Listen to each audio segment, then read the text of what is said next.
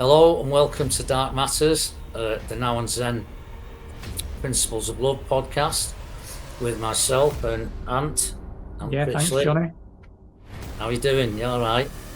I'm good, mate. I'm doing good. I've been a bit overwhelmed lately with probably taking a bit too much on and feeling tired, and the odd anxiety comes in. But I'm doing good in general too. How are you doing?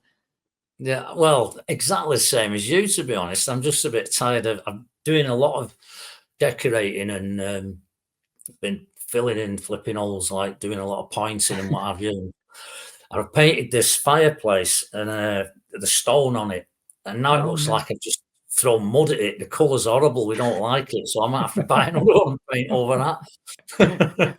Well, I've got loads of jobs here you're doing, Johnny, when you finish, mate, you know. Yeah, all right. Well, let me finish this. It's a small place, but it's taking forever. It really is. Be good when it's done, though. Anyway, it's great to see you, and I'm glad we're back here for part 2. Yes. What did we cover last week? It was self-love, wasn't it? Indeed it was. Yeah, indeed it was. Yeah, I really enjoyed it as well. I thought it was pretty good, and it was the right place to start. So I thought, say this week, although it's not covering the principles so much, but we'll bring the principles into it. I thought we'd cover friendship, cooperation, unity, these kinds of things, the relationships between one another, whether it be family or friends and all the rest of it, and see how we can get along from there and see what we can make of that. So so first of all, I was just thinking, we all have friends, don't we? But it's keeping the relationships as well. And with the family, we know we always have disagreements, and sometimes we don't see eye to eye. But this is the thing with its love. That shouldn't matter, really, should it? Unless it's a really heavy thing, like, for instance, the things that have been happening over the last 3 years have sort of brought a lot of that to bear on friendships. Some of the friendships I've had have completely dissolved just over points of view, and you know what that can be like, especially with it being in your family, which it is with me. Yeah, and friends as well. Some old friends are not really interested in this kind of thing. But love, despite all the different views and opinions, if we can keep that going and keep that flame burning in our heart, we shouldn't be in a position where we get too judgmental over it. Because let's face it, if you really understand what love is, if you've got the sort of I don't like saying right because it suggests something's wrong, but I mean more of a view that's clear, a clear view of how love should be approached or how we should be developing it in our hearts, then we can literally sympathize and empathize even with those who seem to not be able to pick things up. I mean, it's hard not to sound kind of judgy, because this is the whole point of it, isn't it? If you're in a good friendship, sometimes you'll let someone off because you know what the foibles are, and we all have them. Nobody's perfect. No.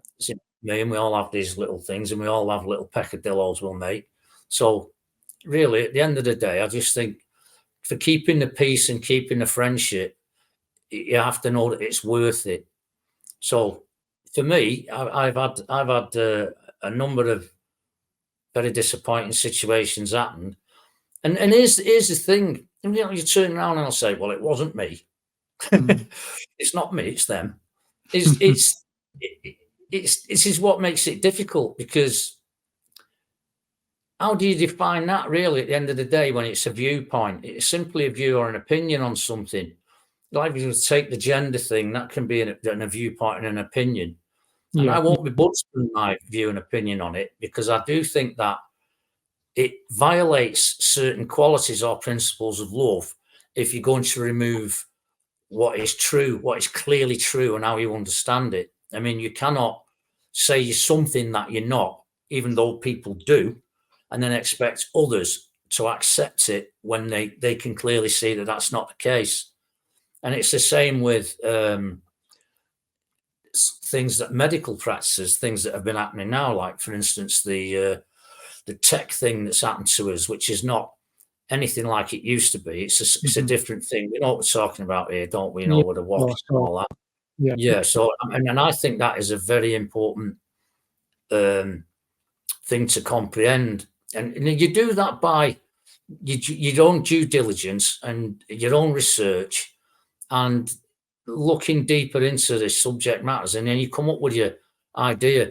So a bit later on, I think we'll touch on that in terms of sovereignty, Ant, because I did want to do, and I know you did too. We wanted to do one on sovereignty, didn't we? And I thought, we'll touch on it a little bit, but we won't cover it all since we're talking about friendships. And I know that I mentioned some Sanskrit words, didn't I? Like Maitri, was it? Yeah, Maitri, which is just deep friendship bonds. And that was in Sanskrit. And in Pali, there was mudita, which is a good one as well, which is sympathetic joy. That's you feel joy for people when they're successful or they're doing really well, as though it's happening to you as well. That's a good quality in friendships to have, isn't it? To have a really good friend. I was hoping he might come on here at some point, called Alan Walker. He's a chiropractor, and he's an absolutely beautiful soul. I mean, because unlike you are too, and I wouldn't want to do anything to damage that. And I always admire the qualities that you have, how cool you are, and how warm you come across. And I mean, these are qualities that I don't often have myself, or don't have frequently. And Alan's a friend of mine. He's like that. He takes joy with him everywhere he goes. So it's really easy to just love the man. You know what I mean? And I think that's a precious gift myself. And he's very kind, very generous, really good fun. You know, I don't think there's much there to knock at all. There isn't anything. I don't find anything. Yeah. Whereas the self-love that we were talking about last week, if you don't have enough of that for yourself, you could overcompensate by admiring somebody, by putting yourself down as well, thinking, oh, I'm not good enough, I'm not like that, if you see what I mean. What do you think of that? Yeah, I agree with that. And also in my experience, now I've always been kind of person, still, you know, where I will give, and I kind of put everyone before myself generally. What I learned was my lack of love was the reason why I had no boundaries as well. So I was giving and getting, basically energy vampires were just taking, right, and nothing back in return. So I've had to learn in the past few years to have a self-respect and self-love for myself, to put a boundary in place if I recognize, actually know, whereas I would always give and it would to the hurt. If I recognize something now, Jonny, in somebody quickly enough, I'm away now. Whereas before, I'd be all over them. I'm sorry, whatever, you know, this is something I can do, you know, but now it's like, well, nah, cheerio. Nah. But that's love. But I've had to do that for my own protection, and also that, you know, it doesn't mean that I actually didn't have a kind of love or respect for that individual. I could try, and I have with people, to the point where they've been pretty nasty as well. And you've got to let them go as well. And that comes with love as well. It might be a painful exercise, but it's with love and respect that, okay, well, we've had our lessons, kind of thing, and there's a lesson in that relationship, and but bye for myself, really. So yeah, it's having self-love is a bit of both, really, where you can knock yourself, yes, and two, give too much and get hurt and trampled on. So that self-love's important. Absolutely. Yeah, no, I agree with that. Yeah, I mean, it's different for each and all of us, but it's also the same without that being a contradiction. It is. I mean, it's like we're all people, we're all human, but we're all different in some respects. And and that brings me on to the idea of good friendships where you have a good bond with somebody, and the longer they last, the deeper that gets. And when you're heading for some pain later on, when one of you pops your clogs or something like that, which is unavoidable. But having said it, like the people that I've loved the most now they have gone, when I think about them, I'm still got that love still there.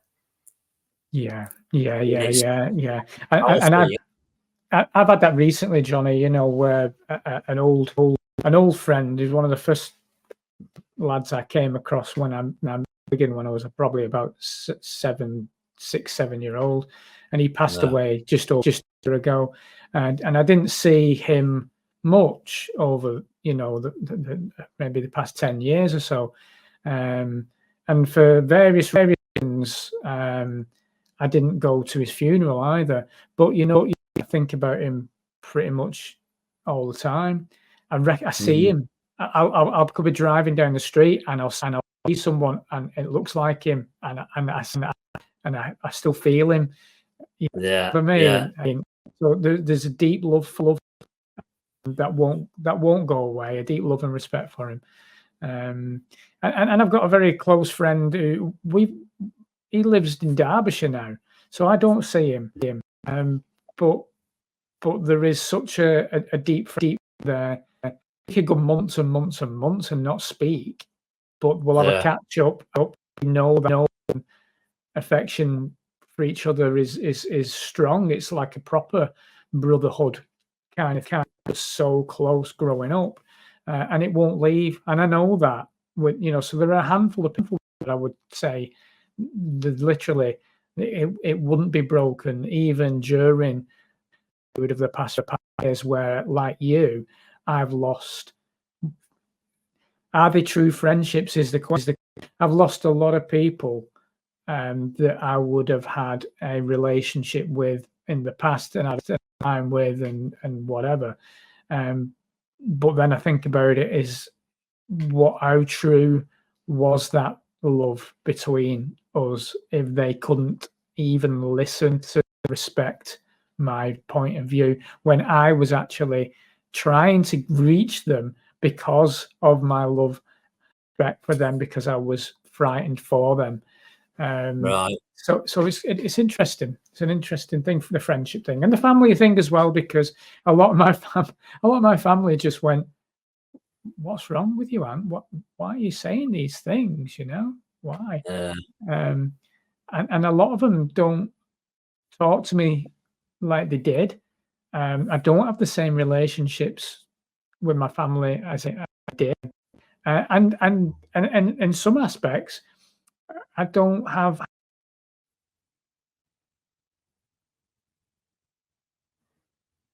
I hope your voice has gone off.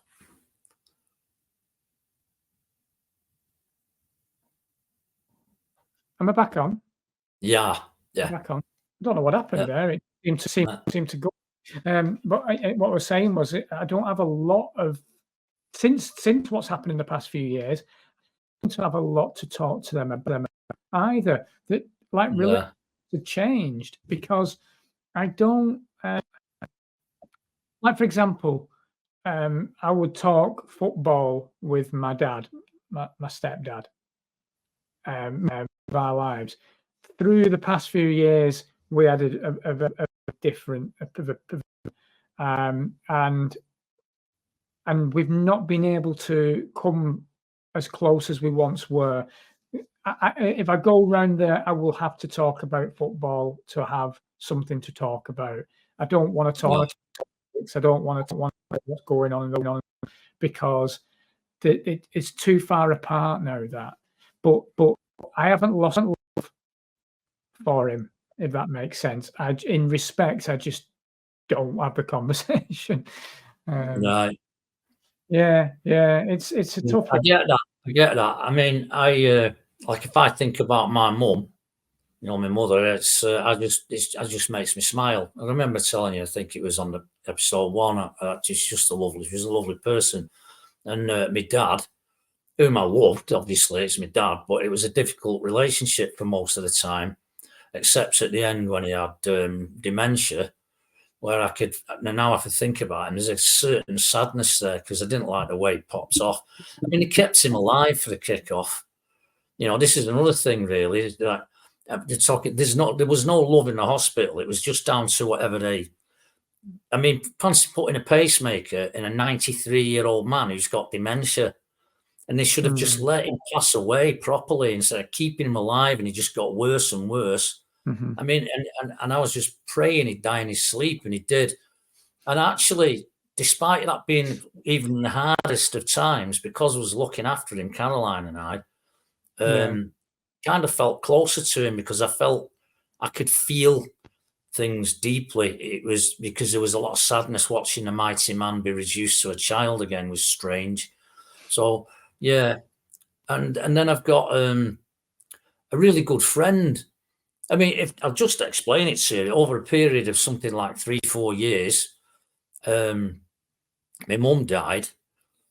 First of all, she had 2 massive strokes, got put in hospital. Then my dad collapsed the same day. Same ambulance crew came, picked him up. So I had him in one ward and my mum in the other. I might have said it before, I've told you before. But then my mum died, and then I had to look after my dad. 6 months into looking after my dad, one of my closest friends died as well. My best man at the wedding, George McGarty, who I love dearly, Ronnie, this lad who died, them two are like brothers, and they'd been close for 30 years. We knew each other when we were in bands 30, 40 years earlier or what have you. And I ended up meeting up with him again a bit later on. And the three of us, we were enjoyed each other's company every Monday and Tuesday for a couple of years, 2 or 3 years, until Ronnie went in with appendicitis, and they said they found something on his lung. So they cut something out of his lung, and he died in hospital. I couldn't believe it. And so me and George were carrying his coffin. That was 6 months after my mum died. Not so long after that, my fucking dog died. And I tell you what, I sobbed my heart out when the dog went. And then my dad passed. If I've got that the right way around. But all that was in a short period of time. It was long time to go through that, really. I'm cutting that short. There was all kinds of things happening. But there's talk about an emotional roller coaster. I mean, I loved Ronnie. Ronnie was another guy who was like George, really generous, dead kind, good. They were just great blokes, great friends. I still speak to George all the time. I'll have to phone him. Not spoken to him for a little bit. Yeah. Here's a question for you, mate. Here's a question for you. Sorry. Here's a question for you. So why was it so painful then? Why was it painful? Why is it? Because if you think about it, like the loss of the dog, for example. Now I lost my Millie was my shadow for 50. She was there when I was going through my divorce, in my darkest days. She was always when my dog passed away. I don't think the vet's probably ever seen anyone sob as much as I did in on that table when they put her down. I was in absolute bits. Bits. Just me, destroyed. I'm only smiling because it was the same for me. Yeah. And so is it the attachment, the painful thing? Yeah, I would say so. I'm glad you said it, because it's the depth of the love that you've got is a much more powerful attachment.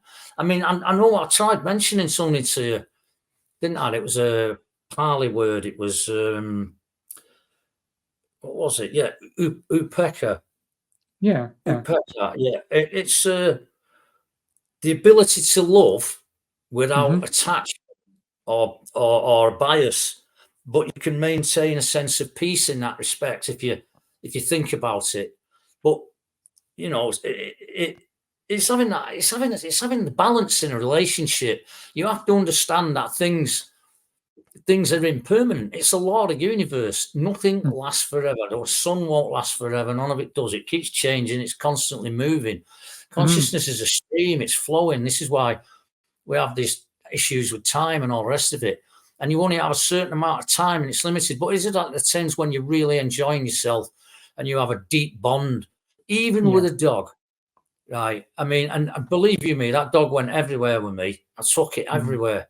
And I was living on my own for the first 5 years of it until Caroline moved in. And then it happened to her as well. She developed the same bond that I had with the dog. And both of us were in pieces when the dog died.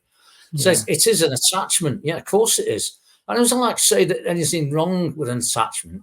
It's just that it's noticing the difference between attachment for things that have no value that you're attached to that cause you suffering. But the suffering that comes from the loss of things, like I say now, if I think about the dog now, I don't think, damn it, and I'm all painful. I still smile. The love is this is the important thing. There's an attachment.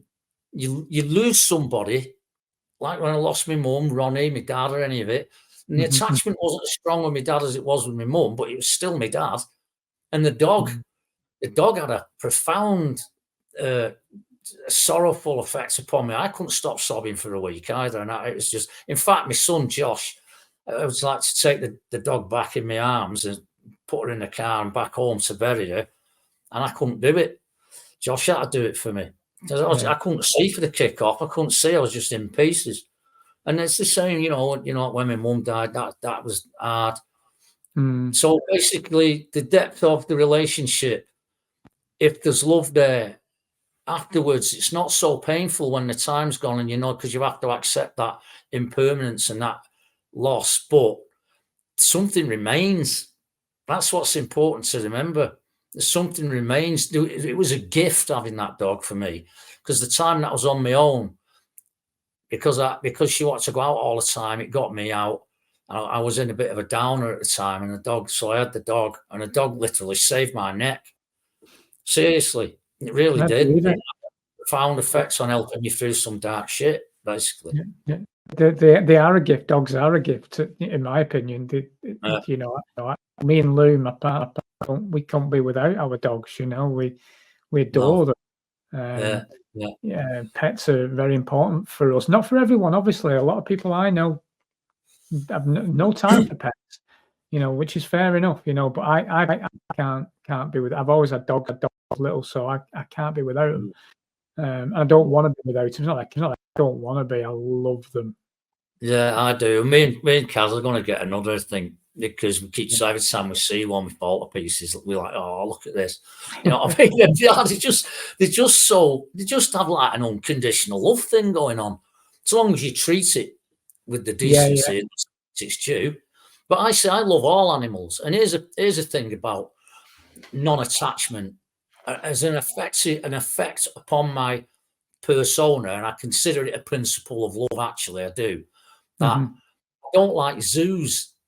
I mean, it's nice to see animals up close, but when I've been to the zoo, and I took my kid when he was a little tot, and I was taking when I was a little tot, it really did stick in my mind that they were pacing up and down these giant cats, up and down these small pens. I mean, the lions and tigers had a bigger space, but everything is just bunged in a little prison.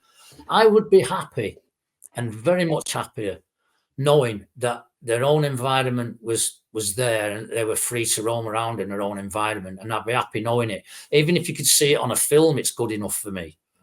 Just to know that we could leave them alone enough, and I feel like that about. So it's not an attachment in that sense, but I definitely have a respect for all sentient life, and I do. I'm with you on that one. Totally with you on that one. I feel that there's a huge arrogance on the human species, where we think that we can just, bring other species from these planets and use them for our own entertainment purposes. Fucking circuses, man. They're cruel. Stuff they do to animals in circuses. I agree completely. Yeah.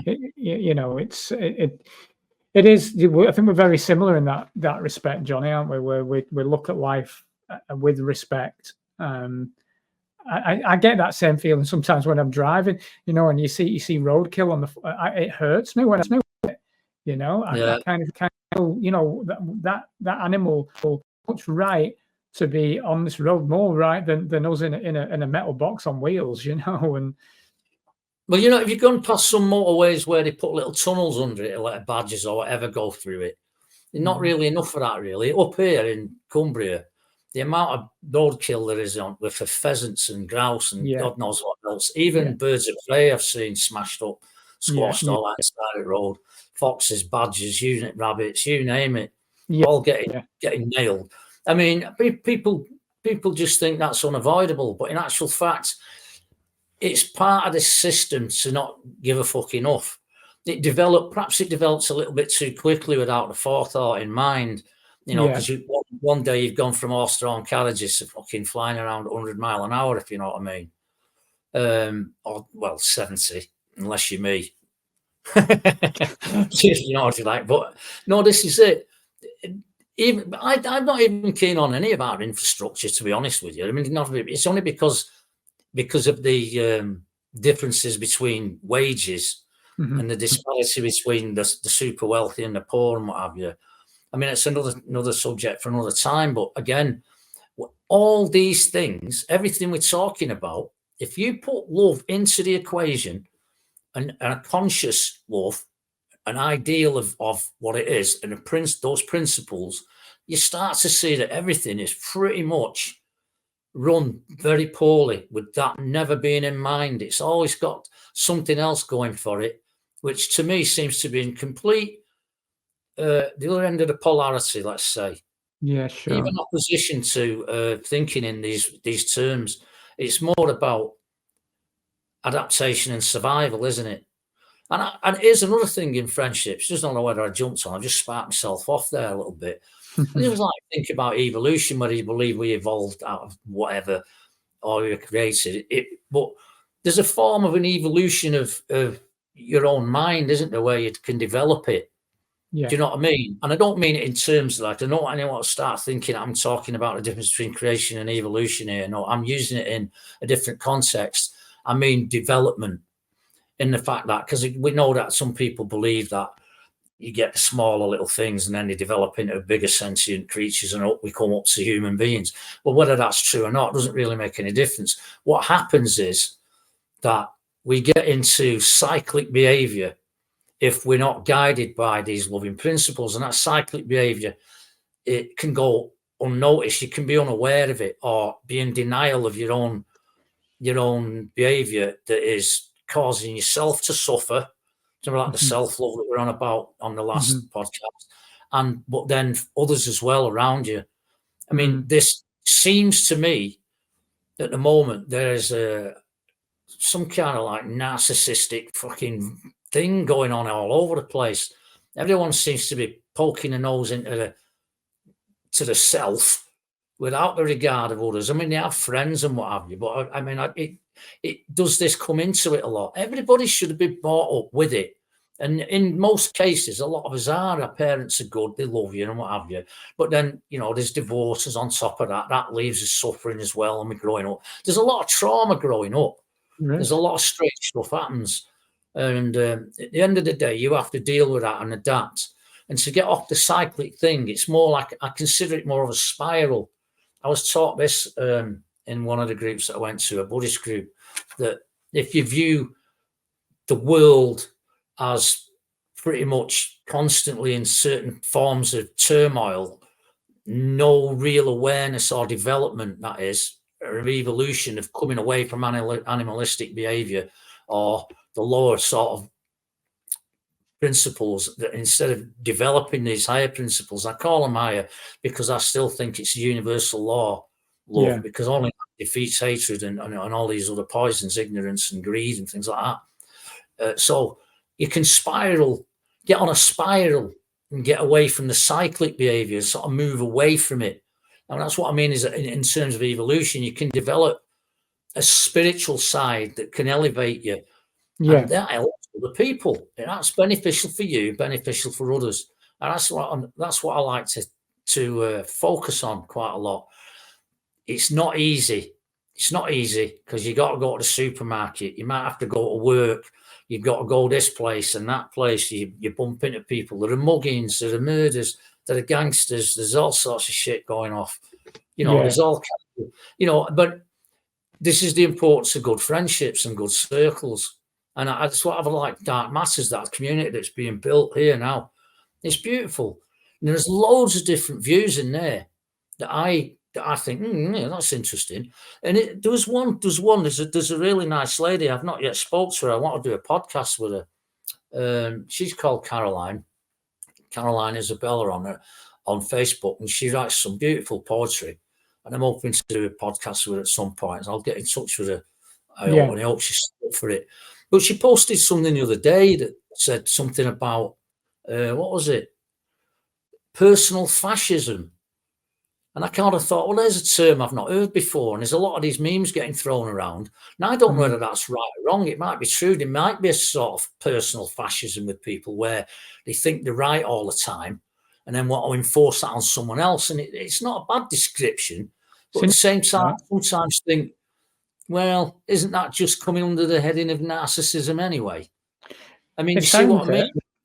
We're having to navigate around these terms. Yeah, it sounds it. The narcissism has certainly been quite more prominent over the past few years. People talk about it much more, and I do wonder, due to the traumas and people lose touch of themselves a little bit and who they really are, and they focus very heavily on what they want materialistically rather than what's really important whilst being here. You know, I think we are very much in the materialistic realm, aren't we? More so than ever, and they're trying to force us further down that route. So I think the human trait has changed more because of that, because they're looking at, right, this is important to me. You know, I want my fancy, I'll do anything to get it. You can fuck off, kind of thing. All about me, and it becomes ego. So the more in touch with ego, which is a fake identity anyway. It's not true self. So they lose who they really are, and they create this persona, which is the personal reality they created through what they think is important when it's not, because it's temporary. Because everything is temporary.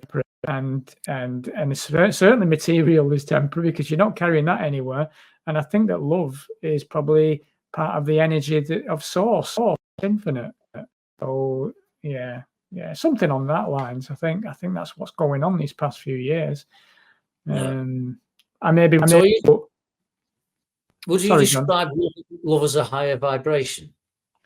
100%. I think it is a vibration. Yeah, it's a frequency, a vibration. A bit higher frequency, would you say? 100%. I think it's the ultimate. I think that whatever the Beatles were about, they did say all you need is love, and I agree with that. And I said that in talks in the past. That we've got to look at that important issue. There are two ways where they want us. Well, there's only one way they want us. They want us in fear, which is a low vibration. So that you put through your trials and tribulations of life, and you will feel the low vibrations with it being you'll let the 7 deadly sins and you'll feel it. But if you can find love, respect, then it will pull you out of it. And it's part of the journey. It's part of the whole point of it is to understand yourself, isn't it? It's like the Bible itself. The Bible's just about you. The scriptures are just about you. The whole point of it is for you to realize who you are. And it's about love. It is about love. And I know we're going off a tangent a little bit, but that's what it is. No, not really. I think that was brilliant. I it's got me thinking about. I mean, we're talking about friendships, aren't we? I don't know whether we're hitting it deeply enough, but I think we're doing okay, because you could go on for quite a while about stuff. Because what next really now is community comes into it, doesn't it? Unity. Because and what usually happens is, even though, let's say, religious groups, they form a group, and it's based upon a belief. This is the thing now where I'm just talking about love as it being a true and real emotional, intellectual, and spiritual phenomenon, which real. It's real because you can feel it. You feel it, and you can conceptualize on it, and you can see that I don't like using the word ideal when it comes to love, but it is really. It's a goal that you can attain. It's something that you can aspire to, and it doesn't have to end. It can keep going. I mean, it down where we are in this sort of what I would consider to be more of a material realm, so to speak, rather than something ethereal or something that is in, a lighter density. I can't experience that at the moment because I'm within this realm doing what I can. But this is what I want to aspire to, something beyond that. Because during some of the times when I've meditated, and occasionally I'll go through the meditation first. Something like the meditation, some of the beautiful, peaceful moments that I've had where I've just forgotten myself and been left in that. When I've come out of it and I've thought, wow, that was just beautiful, and there's no real self there. You know, like that, because quite often it's hard to, avoid the thoughts that come in. Learning not to attach to the thoughts because they're not you. It's just stuff that's accumulated that flies about.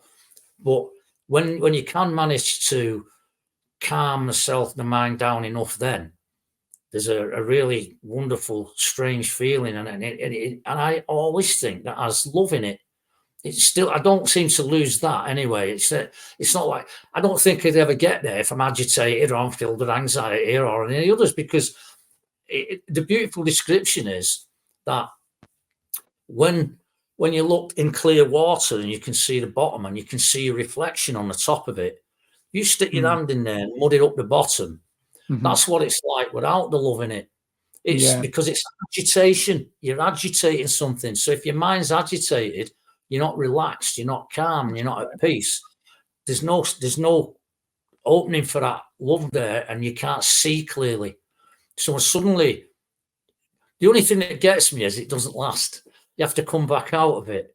And I find that the same with psilocybin and things like that. They are beautiful, but be really careful. Now, we know that everything's sacred, don't we? When you agree on that all life is sacred. But if you don't treat that sacredly and you start drinking alcohol and God knows what else beforehand and start pouring that down your neck, you're going to have something demonic will turn up. Something terrible may happen. It may not. It depends on the person. But if you do it sacredly and you prepare to do that, you can reach some incredible, enlightening moments where you feel one with the universe. There's a lot of love. And to do that with another person, like Caroline and I did that. Did it 3 times. And each time it was just wonderful. It was, in fact, on the 3rd time, we thought we were being remarried. It was that lovely. But you come back, so you can glean something from it, but you still have to come back into the mundane. And that's the difference, that heightened sense that it gives you, and all them colours and all them beautiful fractals and all the rest of it. Open another eye, and it's working upon the pineal gland, obviously. You start to see things, and I think that is beneficial, but you have to be able to be skillful with it. There's no point in disrespecting things that are that powerful. And there's something in it. Mycelium's an incredible thing. You never discuss that on its own. That's another subject. The communication levels, it's like the internet of the earth. It really is like that. Only it's natural. So back to unity, I'd say having experiences like that have led me to believe, personally anyway, that we should all be one. I think that's what we are anyway. And that the fall from that is, no, we're not. There's so many people who don't go within enough. They're not going within. They're looking out all the time and seeing what they can get from it, or how they can change it, or how they can find something that makes them happy. And in that case, then they'll always have something that they're really averse to as well. Because once you start seeing something as, I need this, I want that, the opposite it'll be something you're trying to avoid. So you're never going to be balanced in that sense. You're not just going to accept the situation. So it's hard to unify with other people who are managing to get that balance, because if you're always outward, that's when ideals come in and you want to start changing the world and you start getting mad and going too much. If you're just inward and inward only, then it just becomes, you lose the awareness of your environment and what's going on around you, including your good friendships. So balancing the two, but the inner work is more important, I'd say, especially now at the time we're in. But all the same, that balance has to be there, doesn't it? Otherwise, how are you going to understand unity? How are you going to get there? Because let's face it, we are all divided at the moment. There's so much division. It's not just political and religious. It's becoming like that with have-nots and those who have. They're looking down on people who have got a hat there and want some coins in it. To which Caroline and I would just not. You can't ignore it. I can't ignore that. I always acknowledge that they're there, even if I didn't have any money with me. That's what we do. Caroline's a stickler for it. And they're always polite as well. It's strange that. But when I've met people who are rich, who were born into it, who have been way more amenable, let's say, than those who found the wealth themselves. And now I've come kind of like super egotistical, where when I made it, how I made my first million, and they never shut up about it. And yet they wouldn't even give an homeless person a cent. You start slagging them off, this kind of thing. So there's no unity in the heart there. They don't even look for it, not wanting it. So the strange dilemma that I think we find ourselves is to find the community of those who do want to unify, who do think that the principles of love are important, who would like to spiral away from cyclic toxic behavior, who do want to be genuinely empathetic, sympathetic and compassionate. And the people who think like that are thinking like that because I think that they understand that that's the only route. That's the only route. Otherwise, you stay in this animalistic behavior. You stay in this denser vibration. It's a lower frequency. Now, I'm not saying it's easy, and I'm not saying it's that I'm like that. I'm saying I like to try.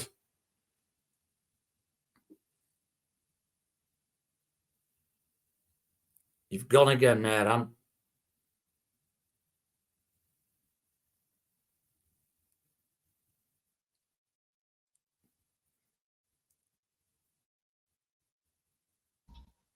Can you hear me? I can hear you again now, Ant. Did you hear everything I said, by the way? I did, yeah. I could hear everything. I'm just having some problems with the tech here, so I've just unplugged my mic, and it'll be a different mic for the duration. But as long as you can hear me, I can hear you. Yeah, that's fine. Yeah, no, I totally get that. Community. The only thing I will say is we are finding where community is that people are looking out all the time and looking for different things. We are all one, but I think this realm allows us to be tested on that aspect, doesn't it? We are, ultimately, even though we are separated massively in this realm, and it's part. I think it's part of the game, personally, and it's part of the trials and tribulations. But I've seen a lot over the past few years, myself, where we had the camaraderie of people coming together because we all shared the same common goal. And when that common goal died down a bit, then everyone started to come away from each other, dislike each other. That love wasn't really there. But saying that, I think if that kind of 2020 episode would come together again in such a manner, I'd imagine people would join forces once again. So I think that there is a deep underlying love, but the human element gets in the way, and it'll be almost like, well, you don't have to spend time with that person, do you? kind of thing. But when it comes down to it, you probably would, if that makes sense, kind of thing. Yeah, no, it does. Let's put it this way. Let's say the shit really hits the fan and there's no food, and then soldiers are handing it out in the streets and war breaks out and all kinds of other shit, which is quite fucking possible here, let's face it. I mean, the dark energies that are at play at the moment, this corporate rule and all the rest of it, is planning for something which I think is just about the worst thing I've ever heard in my entire life. They're just looking to imprison us all and control everything, which is it's the opposite of everything we're talking about on these podcasts, which is why I think I'd like to think it was important that people do discuss principles of love rather than focus on getting angry and pissed off with them out there. They're going to do it anyway, and they have been doing it for thousands of years. And no matter what, it has to see itself through, doesn't it? It just does. It has to go through it. Like I've said, this is always going to be a realm of suffering, just simply by the nature of the density that you're in. You can have accidents, you do have loss and what have you, but it's how we deal with it, and that's what you were just saying. Yeah, it's a challenge, isn't it? But if we chose to come here, and I don't know if that's true or not, but we're either tricked to come here or what. Either way, we're here and to find our way back home, and the only way home is through love. There can't be another way back. It has to be that way, in my opinion. Well, let's say that there's another way that you could go without love. It won't be a good place, will it? Because it'll be more of the same. I mean, that's what karma is supposed to be. In Buddhist terms, you can cancel karma out, as the Buddha set aside 4 noble truths and an 8-fold path to follow to extinguish karma, and only by following that, his claims are, can you escape suffering altogether in its entirety? Because he says there's no big G like we imagine it. It's not a man or a male or anything like that. But there are lots of gods, jealous gods, creator gods, all in different realms. And, you know, like I'm for the sovereignty of the universe, which makes it sound like a god. And I don't mind that, because I feel that principle, the highest principle, is the true sovereign. But in Buddhist terms, it's to blow out, to go beyond all suffering. In other words, you break free from all cycles of rebirth and death, which the sovereign doesn't suffer, because there is no birth and death to it. If people can get what I'm saying, you can call that God. I call it the all in all, what is both within and without. You know, that it's the great spirit is what I call it. But having said it, it's simply a description of something I cannot fully comprehend. Of course. So I always say it, and I'll probably say it on every podcast. Those who start to look into that, perhaps through terms of mysticism, but definitely and I think this is what we should do next podcast, spiritual love. I think it should be on that, unless we can think something else first. Because that sounds great. Yeah, because they through these terms of mysticism and the development of spirituality is the way that we can unload ourselves from finding ourselves in a worse situation than the one we're in. Basically, ridding ourselves of, in Buddhist terms, karma, and in putting it in practical terms, creating more of an awareness of and living more in line and in tune with the Great Spirit, which is unconditional love. So that unconditional love, which we don't really fully experience because we live in a conditioned realm, a conditioned world, if you like. Here's a question for you that's just pondering in my mind at the moment. So we're talking about a respect and love for the fellow man. Now, in this realm, we have clearly psychopaths, paedophiles, various other aspects that are so dark you wouldn't really want to be near them, would you? Now, no. In terms of spiritual and soul level, it's very difficult to comprehend that you would be aligned to such individuals, and maybe we're not at all. Maybe they're completely different. You know, it's just like I couldn't. As much as I feel I'm a decent enough guy and I have a love for most things and for myself, I couldn't have love for Matt Hancock, for example, for what he's effectively put on the people in this country. I'm murdering all people with ivermectin or whatever it was. Well, with midazolam. I get confused. Sorry about that. Yeah, and then obviously pushing the injection. You know, these kind of people are psychopaths. So I can't relate to that. So I can't offer them love either. But right, I'm with you. Right. Not the human Anthony can't do that. And I can't dig deep enough either to offer them that. And maybe I'm just not pure enough because I'm still living this right, human. Well, 2 or 3 things there, none of us are fucking pure just by the non-virtue of being filled with pus, bile, blood, snot, piss, shit, and all the rest of it. It might sound gross, but I'm afraid there's nobody avoiding that. You all have to do that. Well, that's what I've said about that density. So that covers that. But in spiritual terms, this is why I think it'd be important to talk about spiritual love on the next podcast. You're just hitting on it there, really. Because if we want friendships and we want unity, there are those that are opposed to the kind of unity that we want. They don't want a loving world. I mean, they live in the fictitious one. The fictitious one is fraudulent. It's deceptive, and it's deliberately so. So there are 3 poisons on this planet, Ant, and the worst one is ignorance, and that is delusion. Now, and the others are hatred and greed. So those 3 poisons, they're having a play on this planet at this moment in time. They probably always have.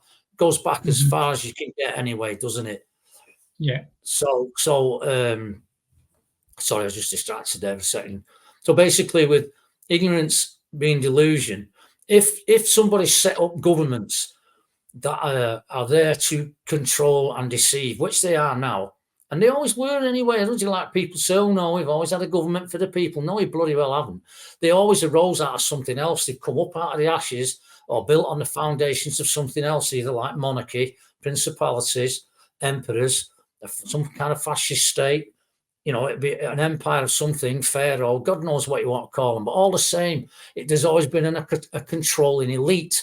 Just to consider yourself part of an elite system is deluded, because it's a fiction. It isn't real.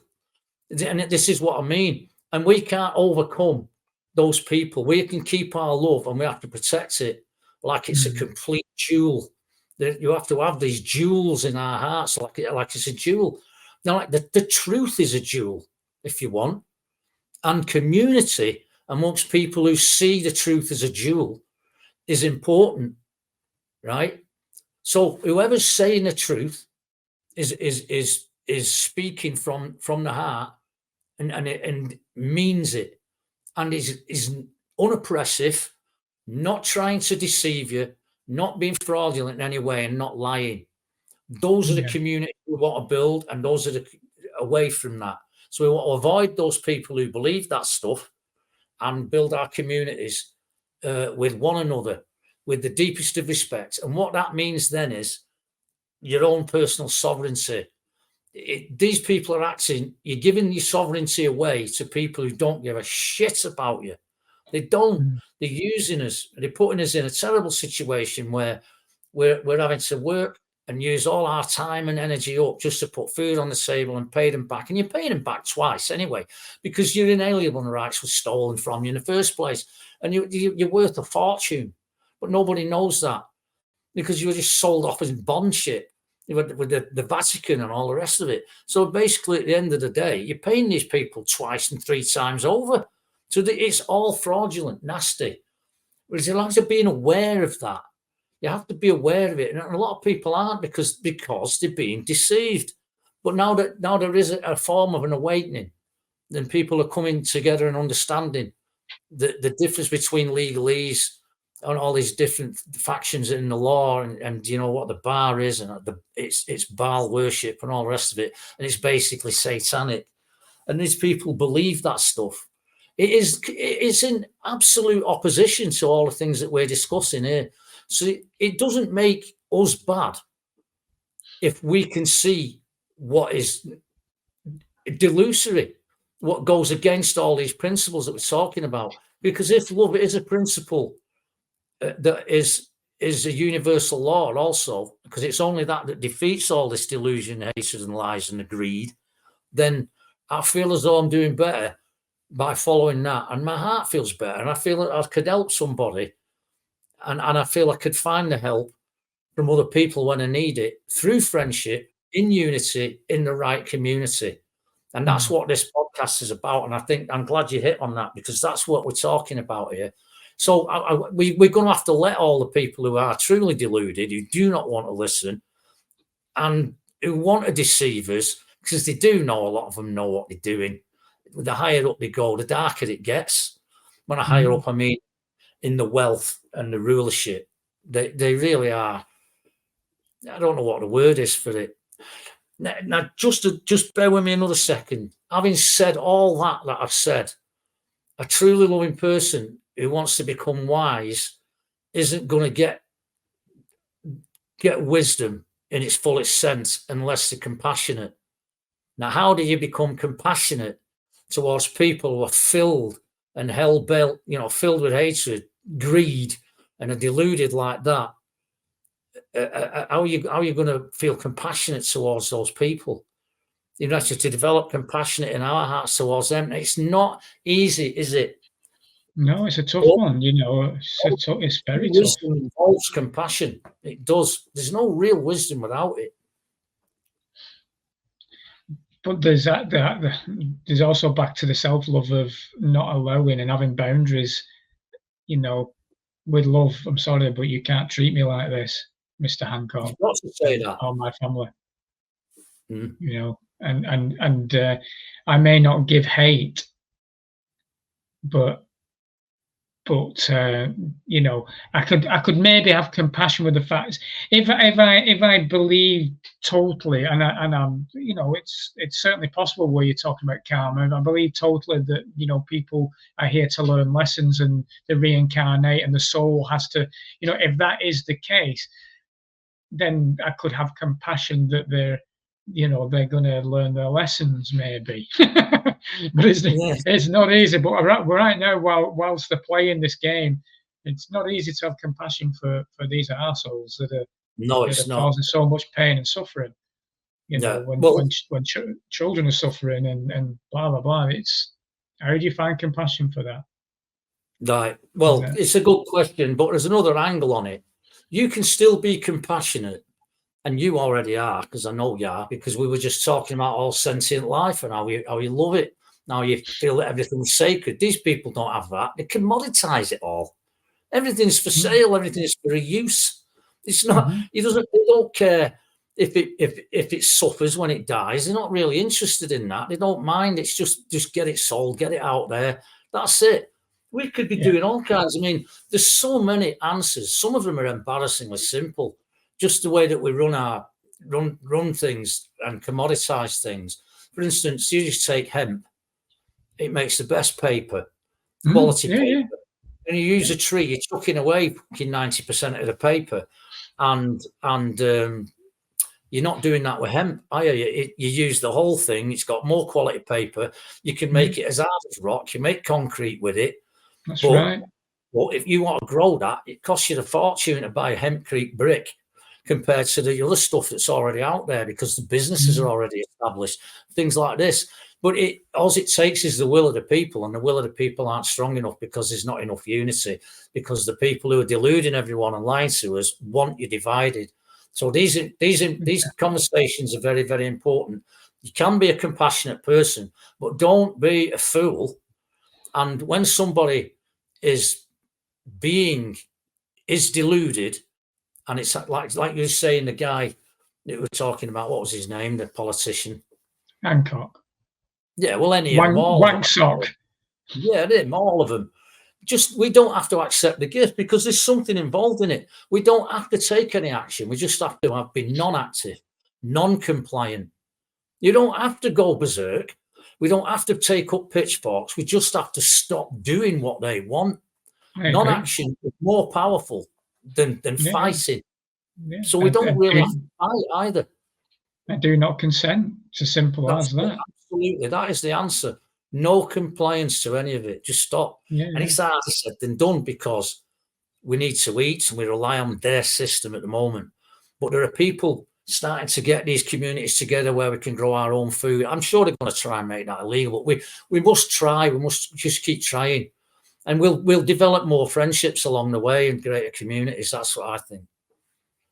And yeah, and everything goes back to what we were saying earlier about being sort of material, and that's where the narcissists and everything else, because it all just feeds right back to that.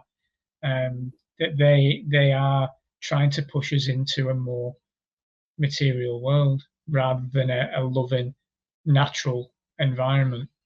And it's all about keeping you away from source.